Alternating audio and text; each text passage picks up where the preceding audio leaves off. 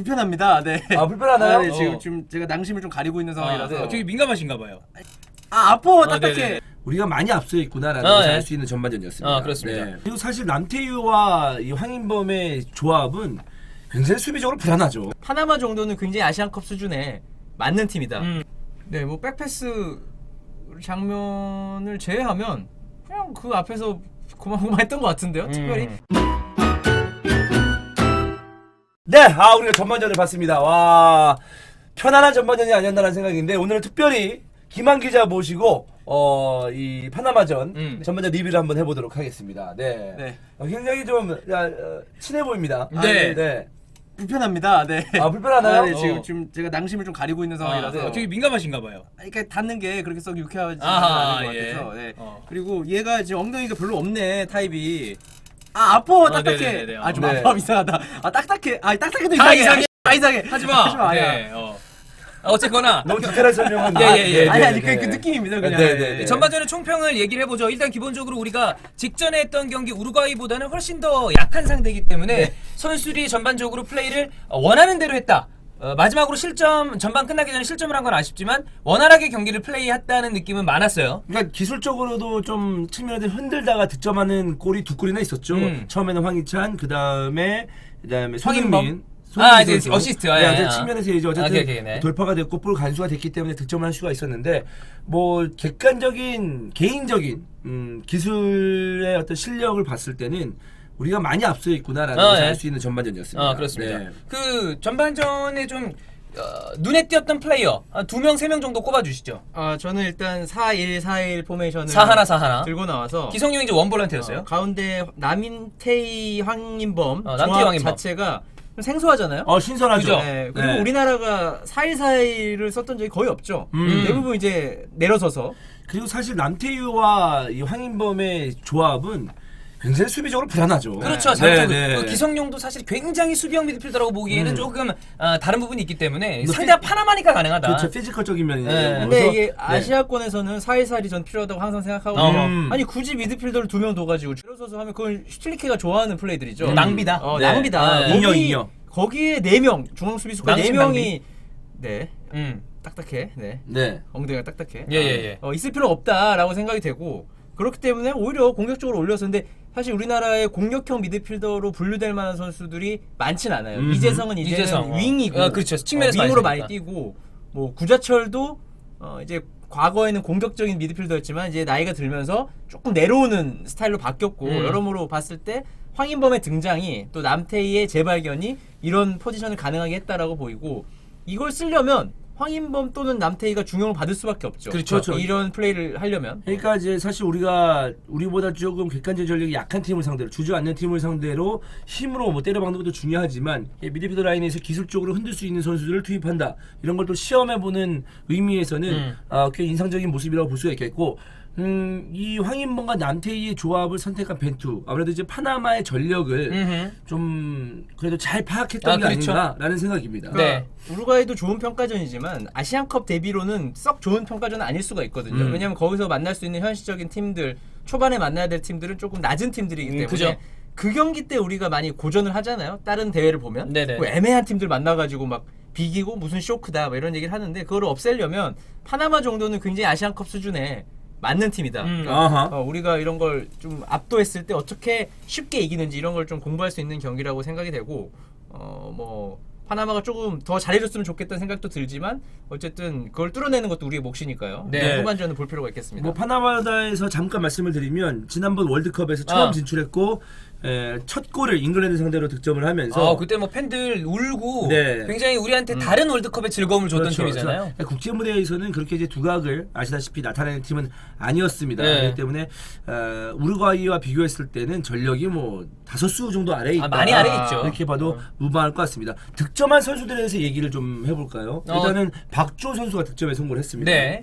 왼쪽 풀백으로 출전을 했습니다. 그러니까 박주호 선수의 장점이 뭐냐면 슈팅력이 좋아요, 이 선수가. 지난번 그 아시안 게임에서 그러니까 2014년 아시안 게임에서도 중거리 하나 빠졌지. 원더골을 기록을 하고 그냥 풀백이라는 포지션이 그렇게 득점을 하는데 적절한 포지션은 아닙니다. 굉장히 좀 어려운 포지션인데 특이한 선수 한둘 말고는 네네. 잘 안 하죠. 그럼에도 불구하고 이제 박주호 선수는 그나마 좀 득점력이 있는 편이다라고 볼 수가 있는데 본인의 어떤 득점력을 10분 활용해서 이번 경기에서 벤투 앞에서 약간 좀 각인이 되는. 근데 생각해 보면 그 월드컵 1차전 주전 멤버가 박주호였습니다. 그렇지. 네. 근데 그 뒤로 이제 부상을 당하면서 못 뛰면서 약간 이제 마치 밀린 것처럼 보였는데 실질적인 월드컵 선발은 박주호였다라는 걸 생각하면 충분히 쓸만한 자원이고 뭐 이렇게 잘해주면 홍철, 박주호를 적절하게 섞어가면서 경쟁을 시킬 수 있어서 긍정적으로 볼 수 있고 김진수가 이제 러닝을 시작해서 아마 돌아올 겁니다. 물론 이제 아시안컵은 저는 어렵다고 보는데 그러면 내년에 이제 다시 A매치가 시작됐을 그죠. 때 경쟁 체제가 될 수 있고 박주도 이제 나이가 좀 있거든. 그래서 이제 아시안컵 이후로는 서서히 교체되는 모습도 뭐 어느 정도 생각은 해볼 수 있다라고 보입니다. 황인범 선수는 득점도 득점입니다. 플레이 굉장히 좋아요. 중원 지역에서 유연하고. 순간적으로 그러니까 사실 파나마 선수보다 피지컬적으로 더 훨씬 더 마르고 작아 보이는데 작죠. 불구하고 그야말로 기술적으로 파나마 선수를 좀 흔드는 모습을 보여줬었거든요. 네. 그러니까 황인범의 장점에 대해서 황인범 스스로 본인의 장점에 대해서 벤투 감독에게 지금 어필할 수 있는 이 경기가 아닌가라는 생각이 듭니다. 네. 그러니까 말씀하세요. 황인범이 뭐 공격형 미드필더로 많이 알려져 있지만 사실은 약간 뭐라고 하죠? 그 링커라 그러나 뭐라 그래요? 그 사이에 있는 사람? 수비형 미드필더와 공격 미드 사이에? 보죠. 뭐 박스 투 박스라는 표현도 쓰고 네, 뭐 네. 그런 그런 유형들이 있잖아요. 저는 그런 유형이 오히려 강한. 그러니까 이 선수 기술이 좋아서 마치 공격형 미드필더처럼 보이지 실질로는 많이 뛰어주고 커버해주고 오늘 활동량이 굉장히 좋습니다. 그리고 이 공격력 대비 수비력도 나쁘지 않거든요. 그래서 저는 좀 유틸리티 좀 다양한 역할을 부여할 수 있는 선수로 충분히 황인범 선수가 아시안컵에도 갈 수 있다라고 생각이 되고 경쟁력을 보여준다라고 보입니다. 저는 개인적으로 많은 축구를 봤지만 황인범 같은 선수가 비주얼적으로 수비력이 괜찮다라는 거에 대해서 쉽게 와닿진 않아요. 그렇지. 저는 네. 특히나 우리나라에서. 네. 근데 바꿔 말하면 뭐 이건 너무 좀 과한 비교일 수도 있겠습니다만은 사실 칸테를 봐도 칸테 작잖아. 굉장히 뭐 수비를 잘할 것 같다는 생각은 안 들잖아요. 네. 사실 그럼에도 불구하고 다 잘라내잖아요. 활동량과 그리고 또 순발력, 두뇌 이런 거로 인해서 볼을 똑똑 끊어내는 모습이 있었는데 황인범도 조금 발전하면서 그런 식의 어떤 미드필더가 되면 뭐 약간 굳이 따지자면 아주 잘한다고 지금은 보기 어렵지만 에레라 같은 케이스가 무리뉴가 수비적으로 굉장히 잘 써먹을 때가 있었잖아요. 그런 느낌이 있으니까요. 그런 느낌으로 좀 성장을 했으면 하는 마음이 있고 황희찬 선수가 도움을 하긴 했었는데 아쉬운 부분이 몇 번 있어요. 손흥민한테 패스를 주지 않았던 그런 부분. 황인범 선수는 항상 아쉬웠던 황희찬. 개씨. 네. 때리지 마세요. 때리지 마. 네. 때려. 나빠. 왜 유튜브를 위해서 때려줘? 유튜브를 때려줄까요? 아니 됐어요. 네. 황희찬. 네. 황희찬은 항상 경기하는 보면 항상 아쉬워. 뭔가 아쉬워. 그래 약간 아쉬움은 조금씩 있어요. 꽉 차 있는 느낌을 준 적이 한 번도 없습니다. 그래서 더 아쉬워요. 네. 오늘 뭐 이용 굉장히 잘합니다. 뭐 언제나 잘했지만 오늘 굉장히 좋아요. 약간 미스가 좀 있었는데 네. 쪽에서 오늘은 뭐 백발백중 찔러주는 패스가 다 잘 들어가고 있고 뭐 이용이야 큰 걱정을 안 해도 될 것 같습니다. 네, 이 정도 하고 저희 후반전에 경기 마무리 다 한 다음에 경기 총평을 들어가 보도록 하죠. 좋습니다. 네. 후반전 너무 아쉽습니다. 네. 왜 이렇게 경기 내용이 달라질 수가 있나라는 생각이 들 정도네요. 후반전에는 아쉬운 점이 좀 많이 드러났습니다. 일단 실점 장면만 먼저 기본적으로 결과는 2대2 무승부가 나왔고요. 마지막에 한번 크게 실점할 뻔하다가 사실상 그건 실점한 거랑 다름없어요. 근데 그 에스코바르 이 파나마의 4번 선수가 공을 제대로 못 찼죠. 그러면서 다행히 무승부로 끝이 나면서 이번 평가전에서도 패배하지 않았다는 건 이 분위기를 이어간다는 건 굉장히 좋은데 실점 장면, 특히나 두 번째 골 실점 장면에서는 너무나 아쉬운 미스가 계속적으로 나왔다.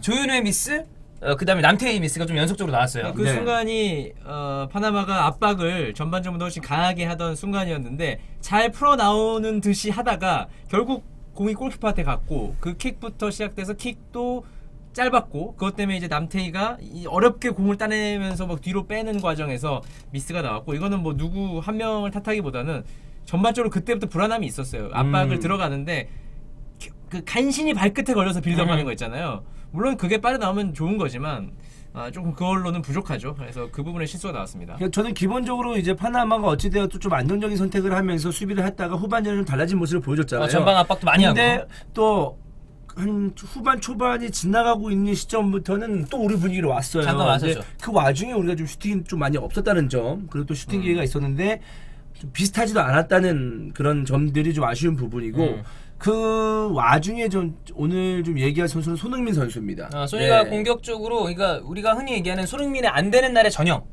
굉장히 좀 답답하고 동료를 이용하지 못하는 그런 플레이들이 많이 나왔습니다. 물론 이제 손흥민 선수가 그동안 메이저 대회에서 보여준 게 있기 때문에 손흥민이 야 이제 왜 이렇게 못하냐 뭐 마냥 또 강하게 비판할 수 있는 상황은 아니에요. 네. 그러나 오늘 경기로만 봤을 때는 손흥민의 그 폼이 심히 걱정된다. 좀 좋지 않다. 네, 라는 것을 느낄 정도였습니다. 네. 물론 뭐 최근에 저희가 히든풋볼을 통해서도 이야기 드렸지만 기본적으로 손흥민이 경기에 집중할 수 없을 정도로 혹사를 당하고 있는 건 뭐 맞습니다. 월드컵, 아시안 게임, 그다음에 클럽팀 가서도 계속 뛰고 있기 때문에 쉬운 상황은 아닌데 오늘 경기에서는 그냥 선택적인 부분에 아쉬움이 좀 많았다. 남태희가 좀 많이 아쉬운 느낌이 있는데 어떻게 보셨나요? 네, 뭐 백패스 장면을 제외하면 그냥 그 앞에서 고만고만했던 것 같은데요. 특별히 저는 뭐 굳이 이 한 경기 가지고 뭐 이 선수를 뭐 너무 막 뭐 안 써야 된다 뭐 이런 느낌은 전혀 아닌 것 같고 벤투 계획 안에 무조건 있는 선수고 있는 선수인 것 같아요. 거의 베스트 11에 가까워져 가고 있는 상황이기 때문에 더 잘 쓸 생각을 해야지 이 선수를 뭐. 근데 제가 좀 왜 이런 얘기를 하냐면 믹스 좀 가보잖아요. 남태만 표정이 안 좋아. 아 그래? 항상? 그러니까 이번에 내가 갔다 왔잖아. 네네네. 9월달에 갔다 왔잖아요. 어허. 그리고 훈련도 슬쩍슬쩍 보면 남태만 표정이 안 좋아. 그러니까 본인도 아는 거야. 이게 좀 두려움도 있는 것 같고. 뭔가 좀 많은 사람들이 지켜보고 있다. 그래서 뭐 별로 오늘은 별로 임팩트가 없었던 건 맞지만 그렇게 뭐 네. 비판받을 내용이 벤토에서 있었나라는 생각인데 득점도 해줬었고 네. 그렇기 때문에 전혀 그런 건 없는 것 같고 남태희가 사실 남태희 포지션이 굉장히 도전하는 포지션입니다. 그렇죠. 패스, 내지는 드리블 이런 걸 좀 압박 가운데서 계속적으로 도전을 하는 이 포지션이기 때문에 아마 그런 어떤 비판을 좀 더 많이 받지 않나라는 생각이고요. 전체적으로 봤을 때는 저는 뭐 좀 오히려 좀 더 빠르게 공격진을 교체했으면 어땠을까 하는 좀 아쉬움이 좀 있습니다. 뭐 문선민을 좀 일찍 투입한다거나 네네네네. 뭐 이런 거. 네. 황의조를 좀 더 일찍 투입한다거나. 우리가 이제 계속적으로 이제 뭐 유튜브에서의 후토크나 히든풋볼에서 그 대표팀 얘기를 했을 때 벤투 감독을 설명할 때 좀 보수적이다라는 얘기를 했는데 그렇죠. 물론 이제 김문환 선수를 오늘 하프타임에 출장시키긴 했습니다만은 분명히 새로운 선수를 쓸 선수들이 있었거든요. 공격 라인에서 김승대, 뭐 이승우 이런 선수들을 대기하고 있었는데 그런 선수들을 쓰지 않고 후에 교체된 선수도 문선민, 황의조 선수를 투입한 거 보니까 이미 그 벤투가 썼던 선수들. 그냥 기존에 믿음을 줬던 선수에게 꾸준히 믿음을 주는 스타일은 맞구나라는 걸 좀 느낄 수가 있습니다. 네. 이번 평가전을 통해서도. 근데 네. 저는 뭐 누구를 실험 안 한 거에 대해서 당연히 그렇게 해야 된다고 생각하거든요. 왜냐면 지금 평가전이 많게는 3번. 그러니까 아시안컵 직전에 뭔가 하나 할 수 있는 가능성이 있고 이 2번. 일단 2번이거든요. 2번밖에 없거든요. 호주에 2번. 그렇기 때문에 갑자기 온 감독 사실 6경기 하고 대회 치르라는 거랑 똑같은 거잖아요. 그렇죠. 그렇게 따지면 3번 훈련하고 네. 하나, 둘, 셋, 4번 훈련하고 근데 그렇게 따지면 당연히 보수적인 선택밖에 할 수 없고 당장 네. 단기 컵대가 있으니까. 그리고 실질적으로 보수적인 어떤 성향도 있고. 성향을 가지고 있는 역사들이 있고 그래서 그게 맞물려서 이렇게 쓰는 거지. 3월이 되면 이제 아시안컵 끝나고 3월이 되면 확 바뀔 거라고 저는 생각이 돼요. 이제 뭐 대표팀 은퇴한 선수도 있을 수 있고 이제 나이가 조금 차가지고 좀 뽑히기 애매한 선수도 있을 수 있고 하면서 3월을 봐야지. 지금 당장 뭐 갑자기 실험을 하고 새 선수를 그런 거는 오히려 손해인 것 같습니다. 제가 볼 때 이 대표팀 조직력에 있어서. 네. 그리고 못 뛴 선수 아쉽겠죠. 왜냐면 파나마전 정도는 나 좀 밟아보고 뛸수 있을 싶은데 것 같은데. 좀 그 희생도 필요할 것 같아요. 대회 직전이고. 아니 뭐 대표팀이라는 게 뽑혔다고 해서 다 뛸 수 있는 자리가 아니기 때문에 그럼요. 네, 대표팀에 그 뽑힌 것만으로도 영광으로 생각을 하고 감독의 선택에 대해서 우리는 지금 적극적인 믿음을 지금 줘야 될 때잖아요. 그리고 뭐 결과가 그렇게 나쁜 것도 아니고 어쨌든 오늘도 안 졌어요. 그렇습니다. 그래서 좀 집중력 부재로 인해서 실점한 건 좀 아쉽긴 합니다만은 그래도 지지 않는 모습을 보여줬기 때문에 뭐 다음 뼈 평가전도 기대가 네. 기다려지고 잘했던 기대가 선수는 됩니다. 기성용은 후반에 돋보였습니다. 역시 클래스 기성용은 진짜 잘하더라. 잘해요. 네. 이거 보면 역시. 그러면 뉴캐슬에서 밀린 거네 따지면. 밀린 거야. 밀린 거예요. 나는 네. 초반에는 좀 몸이 안 좋아서 그런 어. 건데, 네, 밀린 겁니다. 밀린 거고. 그러니까 네. 자기가 자리 찾아야 돼요. 그냥 기성용 선수의 이제 약간 좀 약점이 나오죠. 이게 뭐냐면 압박이 별로 없었을 때, 기성용은 괜찮습니다. 엄청나게 좋은 패스와 시야를 가지고 있는 네. 선수니까. 그러니까 우루과이도 사실 좀 내려앉는 스타일의 축구를 하고 있고 파나마전은 어쩔 수 없이 객관적인 전력에서 차이가 나기 때문에 조금은 안정적인 선택을 했기 때문에 기성용이 돋보일 수가 있는데 칠레전에서는 또 기성용이 약간 좀 조용했잖아요. 그러니까 그런 걸 봤을 때는 EPL에서도 물론 이제 폼이 좋았을 때 스완지에서는 또 선수의 어떤 그 주위의 선수의 면면을 봤을 때는 나갈 수 있는 경쟁력이 있고 또 폼이 좋다 보니까 몸이 또 괜찮다 보니까 나왔지만 뉴캐슬에서는 몸도 100%가 아니고 여러 가지 어떤 경쟁을 하는 가운데 있어서 아직까지는 첫 시즌이고 새로운 팀에서 그렇기 때문에 전 새로운 감독에게 베니티스 감독에게 좀 아직까지는 신뢰를 받지 못하고 있는 게 아닌가라는 좀 의심을 좀 해볼 수가 있죠. 뭐 이명박이 마냥 뛸 수 있는 선수는 아니기 때문에 존조셀비 롤을 대체할 수 있다고 봤을 때 조금 이제 자기 폼을 찾으면서 기다리고 있다 보면 기회가 올 테니까 그때 잘 찾아야죠. 그렇습니다. 네. 뭐 어쨌든 두 경기에 대해서는 1승 1무이기 때문에 나쁘지 않은 결과. 그다음에 오늘 드러났었던 어떤 집중력의 문제라거나 이런 거에 대해서는 또 다음 11월에 있는 호주 원정 이 평가전 두 경기를 통해서 채워 나가면 되니까 뭐 지금까지는 어쨌든 나쁘지 않은 행보를 보이고 있다고 봅니다. 앉는 게 중요해요. 뭐 아시안컵 전까지 앉아서 분위기 가져가야지. 가져가서 뭐 조별리그는 사실 이겨야 될 팀들이거든요, 무조건. 근데 뭐 또 혹시 모르지 중국이 막 이상한 짓 해가지고 비기거나 할 수 있는 거니까 그런 거를 다 뚫어내기 위한 과정들이니까 그냥 뭐 보시면 될 것 같습니다. 그렇습니다. 즐겁게 어쨌든 앉았으니까. 예. 마무리는 형이. 네, 고맙습니다. 안녕. 네.